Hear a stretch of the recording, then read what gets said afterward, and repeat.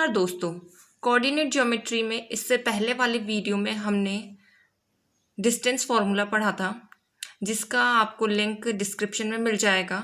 अब इसमें हम सेक्शन फॉर्मूले पे बातचीत करेंगे, जिसमें सेक्शन फॉर्मूला क्या होता है।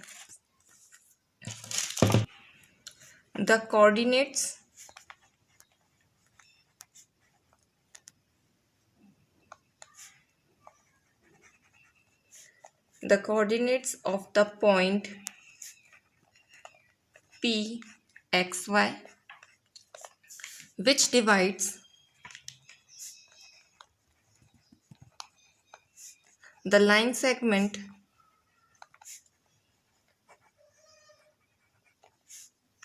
joining the points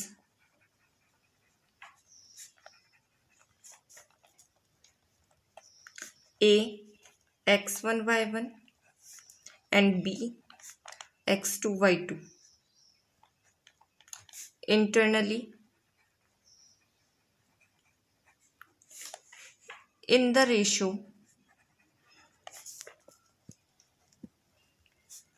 m1:m2 r। ये बोल रहा है कि कोई लाइन सेगमेंट है जो ए और बी को जोड़ता है। ए पॉइंट हो गए हमारे x1 y1 और बी पॉइंट हो गए हमारे x2 y2। In line segment को जोड़ने पर कोई पॉइंट P है जो इनको x और y पर क्या करता है, डिवाइड करता है दो भागों में। हमने मान लिया कि वो m1 और m2 रेशो के अंदर भाग डिवाइड कर रहा है, तो इस P पॉइंट के कोऑर्डिनेट्स क्या होंगे। तो कोऑर्डिनेट्स हो जाएंगे X Y is equals to होगा m1 मल्टीप्लाई होगा x2 से, m1 x2 plus m2 multiply होगा x1 से, m2 x1 upon m1 plus m2।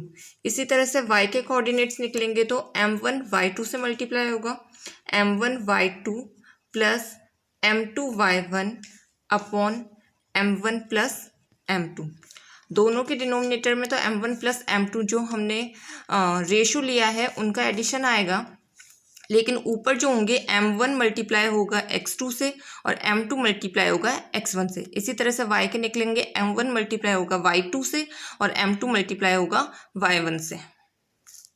ये इसका हो गया सेक्शन फॉर्मूला। अगर रेशो आपको k:1 में दे रखा है, if the ratio in which P divides AB is k:1।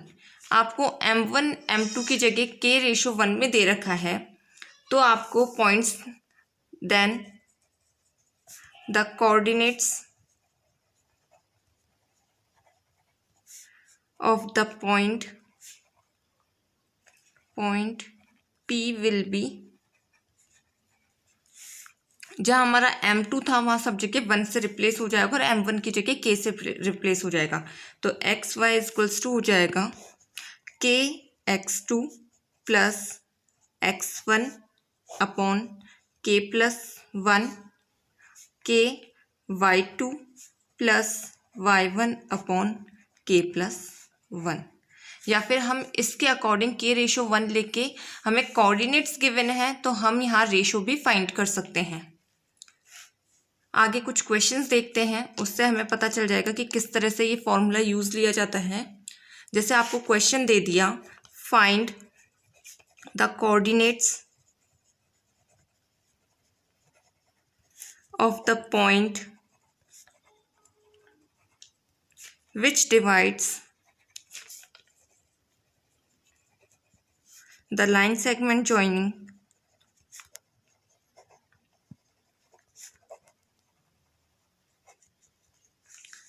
the points 4 minus 3 and 8 5 in the ratio 3:1 internally।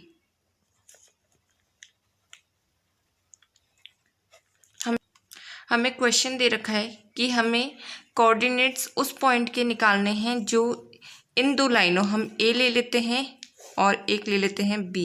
ए के कोऑर्डिनेट्स हो गए 4-3, बी के कोऑर्डिनेट्स हो गए 8-3। इसको हम x1 y1 बोल देते हैं। ये हो गया x2 y2। इसको कोई पॉइंट P डिवाइड करता है 3:1 में, यानी अब m1 तो हो गया हमारे पास में, m1:m2 हो जाएगा 3:1, यानी m1 की वैल्यू तो 3 हो जाएगी और m2 की वैल्यू कितनी हो जाएगी 1। P के कोऑर्डिनेट्स फाइंड करने, तो P के कोऑर्डिनेट्स हम मान लेते हैं xy हो गया। हम लिख सकते हैं let P xy be the required point, कि जो हमें पॉइंट्स निकालने हैं वो हमने क्या मान लिए, xy मान लिए। यूजिंग सेक्शन फॉर्मूला, हमने अभी पढ़ा है सेक्शन फॉर्मूला क्या होता है कि xy कोऑर्डिनेट निकालने हैं तो होता है m2 x1 plus m1 x2 upon m1 plus m2, इधर हो जाएगा m1 y2 plus m2 y1 upon m1 plus m2। Put करते हैं हम, इसको m1 हो गया, ये m2 हो गया। m1 मल्टीप्लाई हो रहा है 8 से, तो 3 × 8 प्लस m2 मल्टीप्लाई हो रहा है 4 से, तो 1 × 4 अपॉन 3 + 1। यहाँ पे m1 3 × 3 plus m2 1 × -3 upon 3 + 1। 3 8 = 24 plus 4 upon 4, आगे 3 3 = 9 प्लस माइनस 3 अपॉन 4। 24 और 4 28 अपॉन 4, ये हो जाएगा 9 - 3 6 अपॉन 4। 4 1 = 4, 4 7 = तो ये तो हो गया 7। 2 2 = 4, 2 3 = 6, 3 अपॉन 2, इट मीन्स 1.5। ये इसके कोऑर्डिनेट्स हो गए। Question number 2, in what ratio does the point -4 6 divide the line segment joining the points A -6 10, B 3 -8। इसने अब क्या पूछा है, इसमें रेशियो फाइंड करना है हमें, जिसमें ये P पॉइंट है -4 6 A और B को डिवाइड करता है। तो हमें A दे दिया यहाँ पे -6 10, ये B हो जाएगा 3 -8, पॉइंट P हो जाएगा -4 और 6। इसको हम K/1 लेट कर लेते हैं। ये हो गया x1 y1, ये हो गया x2 y2 और ये हो जाएंगे m1/m2। एक्स वाई कोऑर्डिनेट्स निकालते हैं हम P के, इज इक्वल्स टू फॉर्मूला होता है हमारा m1 x2 plus m2 x1 upon m1 plus m2, और इधर y के लिए होता है m1 y2 plus m2 y1 upon m1 plus m2।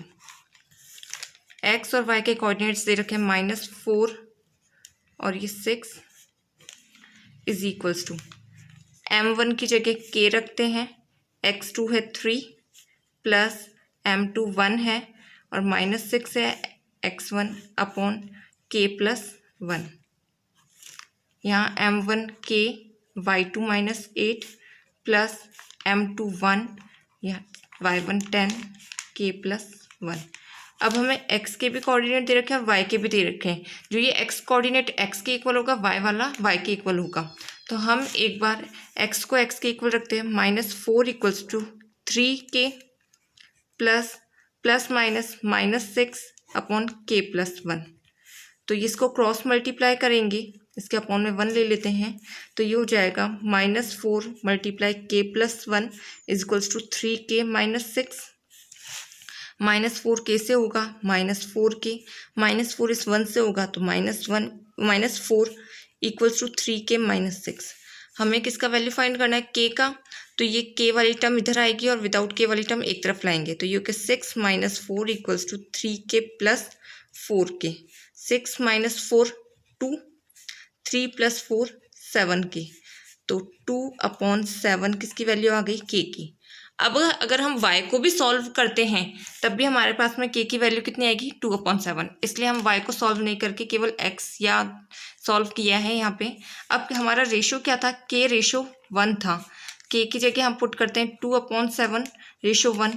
जब हम इसको रेसिप्रोकल करते हैं या k/1 लिखते हैं तो ये हो जाएगा 2/7/1। इसके नीचे 1 ऐड कर लेते हैं तो ये रेसिप्रोकल हो जाएगा 2/7 मल्टीप्लाई 1/1।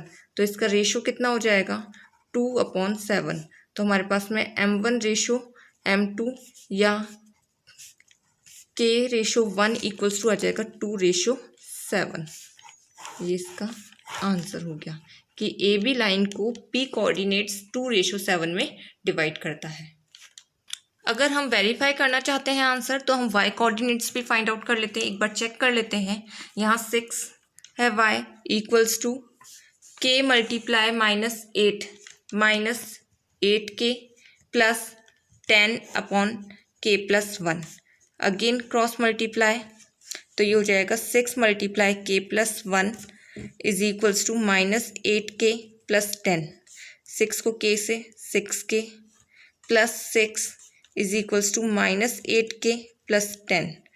माइनस का 8 है, अपोजिट साइड में आके प्लस का हो जाएगा। तो 6k plus 8k is equals to 10 minus 6 equals to 14k is equals to 10 minus 6 4। तो k इज इक्वल्स टू हो जाएगा 4/14 2 से। तो ये आ गया k ratio 1 is equals to 2/7। Next video में सेक्शन फॉर्मूले पर बेस्ड हम कुछ क्वेश्चंस और देखेंगे। वीडियो को शेयर करना ना भूलें, चैनल को सब्सक्राइब करें। Thanks for watching.